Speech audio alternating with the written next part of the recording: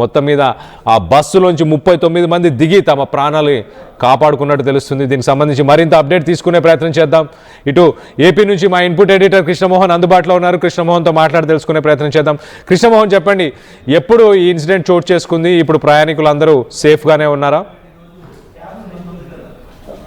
నిజంగానే ఒక అదృష్టం ఉంది చెప్పాలి. సమాధానం నుంచి రాత్రి తెల్లవారుజామున 3 గంటల సమయంలో హైదరాబాద్ నుంచి విజయవాడకు వస్తున్న ఇంటర్సిటీ స్మార్ట్ బస్, ఇది వరుణ్ ట్రావెల్స్ కి సంబంధించిన బస్సు. ఈ బస్సు విజయవాడకి హైదరాబాద్కి రాత్రి 11:30కి బయలుదేరింది.